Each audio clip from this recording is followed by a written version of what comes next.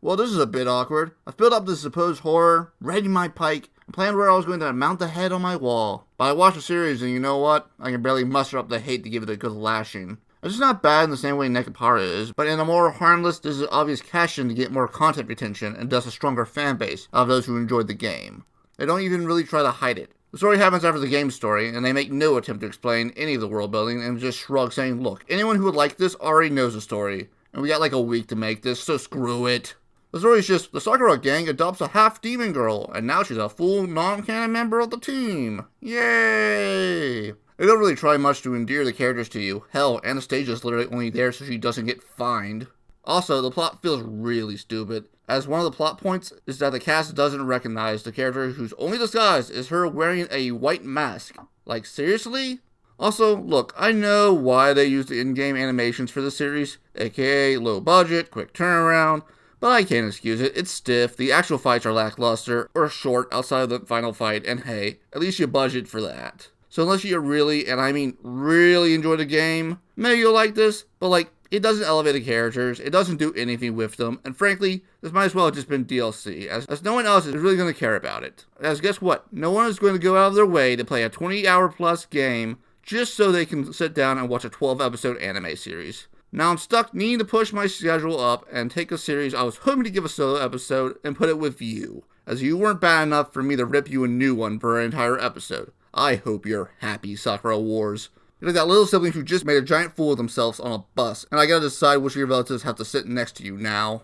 So sorry, Art, you lost the coin toss. But finally, some actual good anime. The series does a lot of what I believe makes good anime. It has a nice arc that concludes while giving the option to continue if it gets funding. It has decent visuals and audio. Well, most of the time. It has a strong main character in Art. But yeah, Art is about a 16th century Italian girl drop-kicking the patriarchy during the Renaissance. And show them that she can make it as an artist. Which I'm down with, because, support girls. So yeah, underdog showing she can do it, and it's not a new concept, but it's earned, as Art is a great character. She may wear her emotions on her sleeve a bit too much, but she's generally nice and hardworking, thus making you want to root for her. Plus, they do a deeper dive on the topic, as they consider the nature of her effort as she continues. Of course, she has a disadvantage getting in, but once she's in, her rarity can help bring in possible commissions, as they want to see what she can do.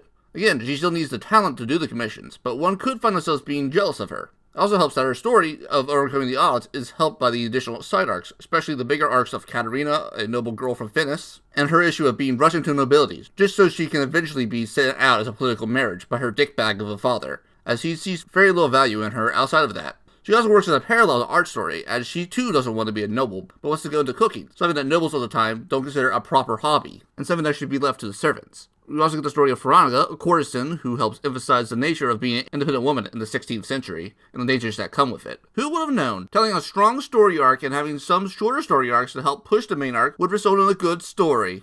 Who would have known?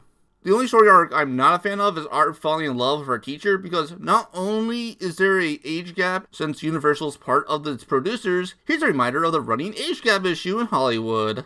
But it would be normal for the time frame of the 16th century. It was messed up then and it's messed up now. Stop trying to defend pedophilia. I'm fine with the concept of him being her awakening, but do not put them together. You're still writing the series. I see you. You still have time to go and might change. You don't even need to credit me, as I know the chances you will see this is almost 0%. But if it happens, I'll do my best Tuxedo Mask impression and say, my work here is done. But again, the audio is good. I think its opening and ending have the chance of making the top 5 of the year. Its use of the 16th century helps separate it from the crowd and might provide a breath of fresh air to its viewer. Also, it's just visually appealing. Again, most of the time. But there is one final thing I want to address.